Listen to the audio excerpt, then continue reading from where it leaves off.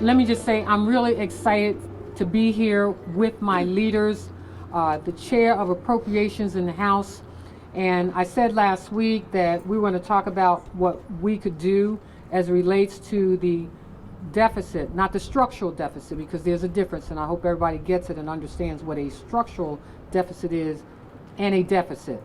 And we are committed as a team, and I want to first turn to you, Maggie, and say thank you for understanding what the city's needs are. That's why we keep electing you, to come to Annapolis and help us take care of the city. And so I want to thank all of my delegates and senators that are here. And I want to thank our CEO of the public school system, because what we want everybody to know is that we do believe in the future of our children. And so we've had discussions over the last few days, and actually the last month or so, around what we must do as a city and as a state to assure the success of our children. Now, we know that fixing the formula as it relates to our children is not a one-year fix. We can't do it in a year. But we do know that when the formula was initially established, it was so that we would help jurisdictions such as Baltimore to be whole. And those of you who don't know, and let me be real clear, because people keep saying, well, you get more per pupil than any other jurisdiction in the state. But be clear, among the problems facing our system is that we have one of the oldest school systems in the state. We have children who have been lead paint poisoned for decades. We have a system that has not accommodated their needs. And so when we think about the psychological impact that this has had on our young people, yes, we require more. We've got greater problems in Baltimore. You all, as the news media, report on a daily basis as it relates to many of the problems that the city faces, whether it is crime. And I have to say this to you, Maggie, and to our CEO, and I know that during Black History Month you've had these same experiences. When we go sit in a classroom and a child raises his hand, when you're asking for questions and they say, can you keep us safe? So we have an obligation not only to keep our children safe, but to educate them. And so as we have a new CEO who is in place, she will tell you that she's inherited some things that she didn't even recognize were in her space. And I can tell you, as the new mayor of our city, when folks advocated that we sign a consent decree that comes with an $11.5 million at the least bill, and we're committed to doing that, and we will do that. We're still waiting for the judge to sign that order, because when he called me into court, what he said to me, can you afford to do this? And for the safety of our children, and for the future of our city, for the collaboration of police and community, yes, we have to do that. And when I think about all of the issues that we are faced as a city, we come here today to Annapolis to say we need help. And I've had conversations with the governor, who's talked about how he wants to help Baltimore and in many ways has helped us. We know that we've got to do more for the school system.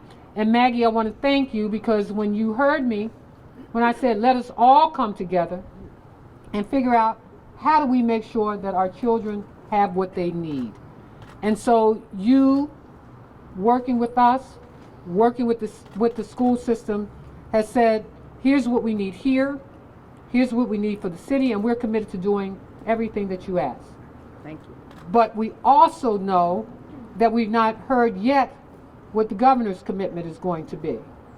And he knows how important our school system is and how important our children are.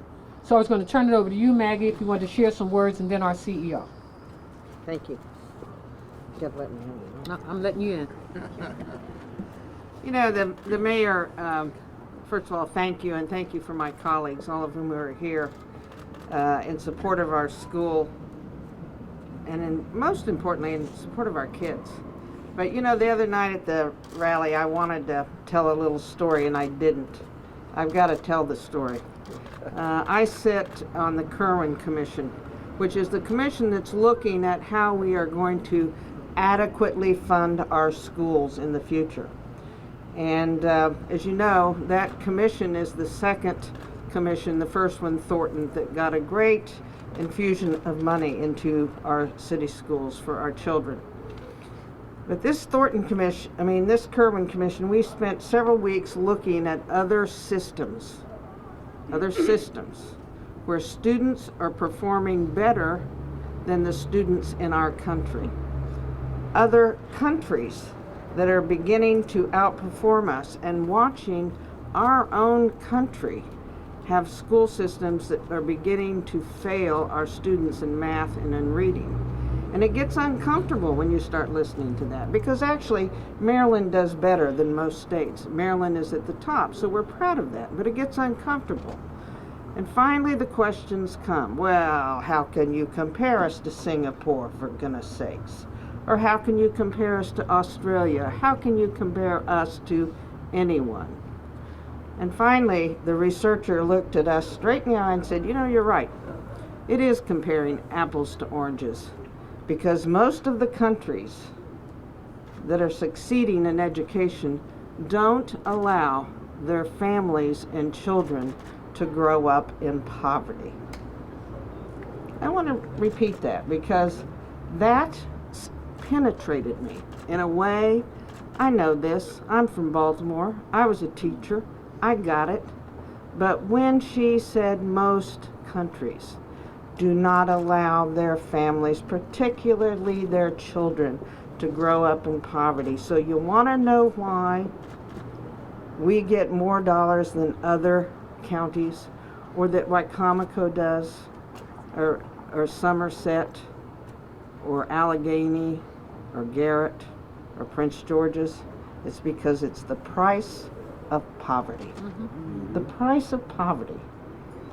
And so we're looking at a school system in Baltimore City where we are proud. We are proud to serve those children.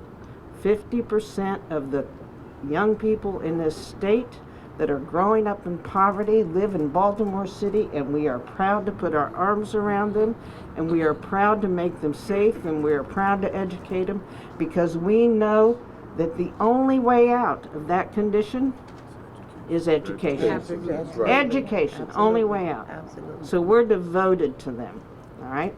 And it's true. This is, I think, a 3 to 4 prong approach. We in the legislature committed to finding money in the budget to help the Baltimore City public schools and to help our kids. But we need our governor. We need our governor also to be there with us. We could find money. We could cut money from various different agencies and ways, and we could fence it off. And you know how that fenced off money goes? Nowhere. It's never been released. Why would it be released this year? It won't be. So we need our governor to do exactly what he did last year, and we thank him for it. He came up with the money for not only Baltimore City, but several other jurisdictions with declining enrollment to try to make them whole. And we need that kind of cooperation this year.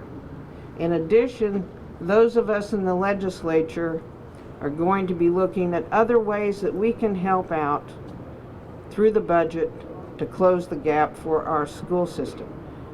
Finally, we need our mayor, and she's got her arm right on my shoulder right now, so I know she's here, and she is here. And she and her staff are looking every place they can in the city budget to find a real commitment for our children. So I thank her. And then finally, I'm going to say this. We need our teachers and our teachers' unions.